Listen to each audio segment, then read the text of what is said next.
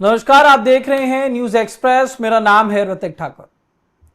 मध्य प्रदेश भारत का वो पहला राज्य बन चुका है जिसमें वक्फ बोर्ड को लेकर के अब एक पुनर्गठन किया गया और वहां पर 2 गैर मुस्लिम सदस्यों को जो है अब सदस्य बना दिया गया है। देखिए, आपको बता दें, पहले तो जो कुछ संशोधन है वो वक्फ कानून में किए गए और उसी के जरिए अब यहां पर 2 गैर मुस्लिम लोगों की जो एंट्री है वो इस बोर्ड के अंदर अब की गई है।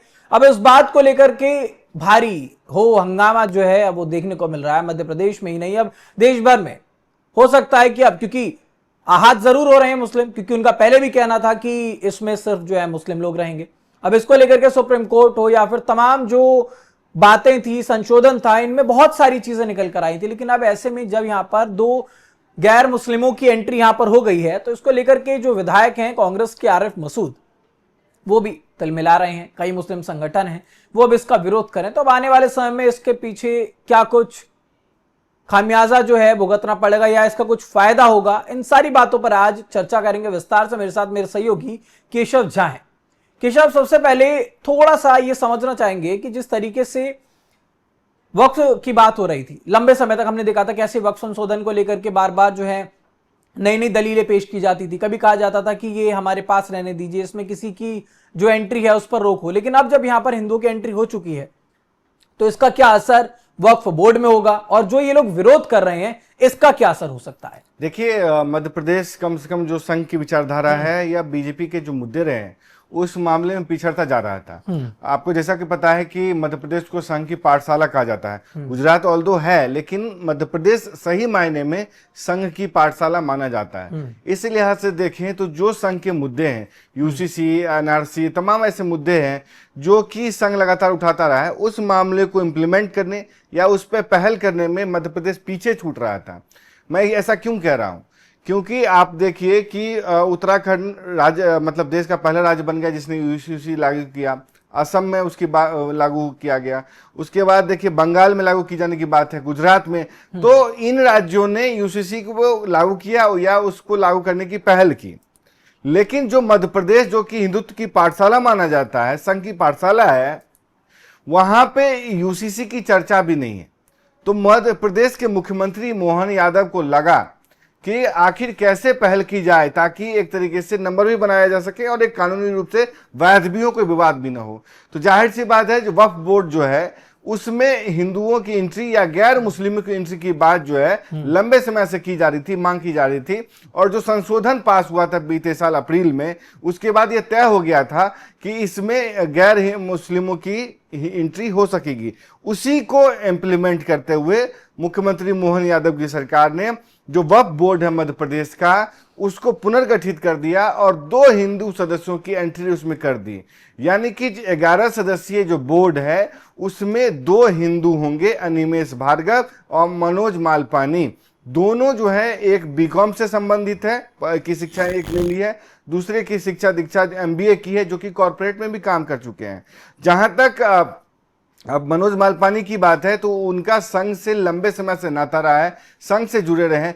30 साल का जो है संघ के स्वयंसेवक या संघ से संबंधित कामकाज और वक्फ बोर्ड के भी कामकाज की जो है उनको लंबा अनुभव है, इसलिए उनको उसमें जगह दी गई है। अब मुस्लिम संगठन जाहिर सी बात है वो उसको हाथों हाथ तो लेंगे नहीं। अब जिसमें वक्फ बोर्ड में लंबे समय से आप समझिए एकाधिकार था मुस्लिमों को, जाहिर सी बात उनका बोर्ड है तो उनका एकाधिकार था, लेकिन जो इसका कामकाज था उससे इंपैक्ट जो है गैर ही मुस्लिम भी होते थे, इसलिए इसमें गैर मुस्लिमों को जो है एंट्री दी गई है। क्यों?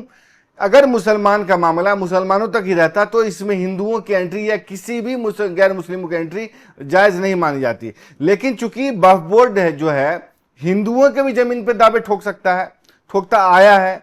ईसाइयों के भी केरल में देखिए लंबे समय से 400 पारदर्शिता रखने के लिए। नहीं, मैं अगर कह रहा हूं कि मैं मुसलमान हूं, मैं आपके दावे आपके जमीन पे ठोक रहा हूं, तो जो जो बोर्ड दावा ठोक रहा है उसमें दूसरे समुदाय के लोग भी होने चाहिए, क्योंकि आपका दावा तो हर समुदाय के ऊपर जा रहा है और दावे फर्जी भी निकल रहे हैं, अपने स्कोर सेट करने के लिए किए जा रहे हैं। वक्फ बोर्ड को एक तरीके से लूट का अड्डा तक बताया जाने लगा। जिस तरीके से दावा किया जाता है उसकी लड़ाई के नाम पे, सेटलमेंट के नाम पे पैसे की उगाही ऑफ द रिकॉर्ड किया जाता रहा है, तो जाहिर सी बात है इस बोर्ड में तो दूसरे समुदाय के लोग भी आएंगे। और जो संशोधन किया गया था उसमें तय कर दिया गया था इसमें गैर हिंदू भी, गैर मुस्लिम भी होंगे। और जिसको चैलेंज किया गया सुप्रीम कोर्ट में, तो सुप्रीम कोर्ट ने भी अपने फैसले में कहा था कि अब इसमें जो है गैर मुस्लिम भी होंगे, लेकिन उसकी लिमिट तय कर दी थी और 3 ही सदस्य जो है कि जो है रेस्ट्रिक्शंस लगा दी थी कि इसमें 3 ही गैर मुस्लिम हो सकते हैं। ऋतिक, ठीक है, तो जब सरकार भी यही तर्क रख रही है कि हमने तो कहा है, यहाँ पर कानून जो है वो भी बताता है कि यहाँ पर कुछ जो गैर मुस्लिम हैं वो रह सकते हैं, 3 रह सकते हैं, तो बावजूद इसके जो ये मुस्लिम संगठन बार बार वहां पर पहुंच के कह रहा है कि हम तो सुप्रीम कोर्ट भी जाएंगे, यहाँ पर इनकी एंट्री नहीं होनी चाहिए, तो फिर उनके विरोध करने का आधार आखिरकार है क्या? देखिए दिखाने के लिए करना पड़ता है कि अगर समुदाय को क्या मुंह दिखाएंगे, विरोध अंदर से आएगा तो आप क्या जवाब देंगे। जाहिर सी बात है आप सुप्रीम कोर्ट जा सकते हैं, आपके पास अधिकार है सरकार के फैसले पर, नियमावली पे आपका विरोध हो सकता है कि नहीं इसको नहीं, दूसरे को उसमें एंट्री दो, तीसरे को एंट्री दो, लेकिन आप ये साफ नहीं कह सकते कि आप किसी को एंट्री दे ही नहीं सकते।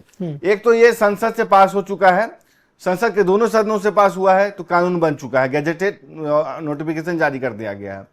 सुप्रीम कोर्ट ने भी इस पे जो है सुनवाई करते हुए अपना फैसला दे दिया है, तो जाहिर सी बात है आप सुप्रीम कोर्ट के फैसले को चैलेंज तो नहीं किया जा सकता। हाँ, संवैधानिक पीठ को मामला भेजा जा सकता है, लेकिन उससे भी कम गुंजाइश है कि इस तरीके से जो है एक तरीके से मतलब कोई भी राहत दी जा सके। लेकिन पॉलिटिकल जो माइलेज है, जो आरिफ मसूद की बात कर रहे हैं, वो आपको ओल्ड भोपाल के इलाके से विधायक आते हैं, तो जाहिर सी बात है आगामी चुनाव से पहले उनको एक तरीके से बहुत बड़ा मुद्दा मिल गया है ताकि अपने पब्लिक को, अपने वोटर्स को, अपने समुदाय को मोबिलाइज किया जा सके और एक ध्रुवीकरण की राजनीति की जा सके। क्योंकि उनका अगर बीजेपी पे आरोप लगता है कि वो ध्रुवीकरण की राजनीति करती है, तो आरिफ मसूद उस इलाके में, ओल्ड भोपाल वाले जो मोती मस्जिद वाला इलाका है, उसमें जाने जाते हैं कि किस तरीके से ध्रुवीकरण करते हैं, किस तरह के बयान देते हैं, किससे जीतते आ रहे हैं।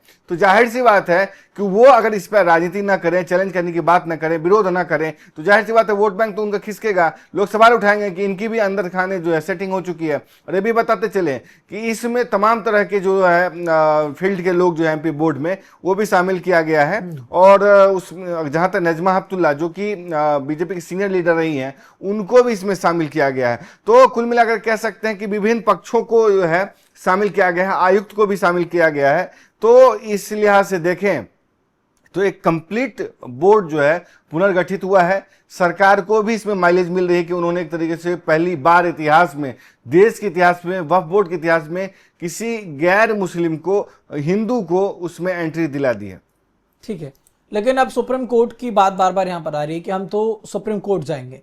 बार बार कहा जा रहा है कि जब यहाँ पर अब हिंदुओं की एंट्री उसके अंदर हो गई, जैसे कि बात भी सही है कि वक्फ कई जमीनें हड़प चुका है, कई मामलों में डिस्प्यूट भी है, केसेस भी चल रहे हैं, तो क्या वैसे में अगर वो सुप्रीम कोर्ट जाते हैं तो सुप्रीम कोर्ट इसमें क्या एक्शन ले भी सकता है? मैंने कहा कि सुप्रीम कोर्ट अगर लगता है कि इसमें कोई संवैधानिक मामला फंस रहा है या संविधान के खिलाफ जा रहा है, तो वो संवैधानिक पीठ को भेजा जा सकता है। क्योंकि सुप्रीम कोर्ट ने ही इस पर जजमेंट अपनी दे दी है, उस पर स्पष्टीकरण कर दिया है। सुप्रीम कोर्ट ने यह भी कहा था कि हर मामले को रद्द कर देना सही नहीं है, नहीं किया जा सकता। चूंकि ये संसद से कानून बन चुका है, इसलिए हम रद्द नहीं कर सकते, और ये उनका विशेषाधिकार भी नहीं, अनलेस अनटिल कि संविधान की खिलाफ वर्जी करता हो। जो भी मामले उन्होंने देखा कि ये थोड़ा सा एक्सीड कर रहा है, तो उन्होंने राहत भी दी थी। इसलिए बहुमत मुसलमानों को रखते हुए सिर्फ 3 गैर मुस्लिमों की जो है रेस्ट्रिक्शन उसमें लगा दी थी।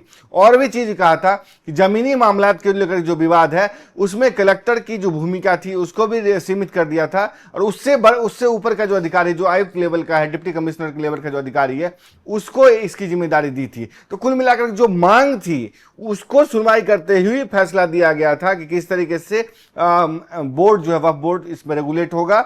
लेकिन अगर जाना चाहते तो जाए, सुप्रीम कोर्ट के पास अगर इतना टाइम है तो सुने भी, लेकिन मुझे लगता है गुंजाइश कम है कि इसमें उनको कोई राहत मिलेगी, क्योंकि कानून रद्द नहीं हो सकता, सुप्रीम कोर्ट ने ये बात कह दिया था। ठीक है, तो अब वक्फ बोर्ड को लेकर के ये मध्य प्रदेश पहला राज्य बन चुका है जहां पर पुनर्गठन हुआ और एक ही ऐतिहासिक फैसला इसको कहा जा सकता है, जहां पर अब 2 हिंदुओं की जो एंट्री है वो यहां पर हो चुकी है। मुस्लिम संगठन का, पक्ष का, कांग्रेस के विधायक आरिफ मसूद का भी कहना है कि यहां पर ये जो एंट्री हुई है वो गलत हुई है, हम इसको लेकर के सुप्रीम कोर्ट जाएंगे। तमाम सारी बातें, लेकिन आने वाला समय बताएगा कि आखिरकार जब ये एंट्री हुई है तो इसको लेकर के वक्फ बोर्ड में किस तरीके की बातें होती हैं। सुप्रीम कोर्ट अगर जाते भी हैं तो सुप्रीम कोर्ट इस पर क्या जजमेंट सुनाता है, क्योंकि सुप्रीम कोर्ट ने पहले ही फैसला कर दिया है, पार्लियामेंट से फैसला पास हुआ था। फिलहाल इस खबर पर आपकी क्या राय है हमें कमेंट बॉक्स में जरूर बताइएगा। देश दुनिया से जुड़ी तमाम खबरों के लिए देखते रहिए न्यूज़ एक्सप्रेस।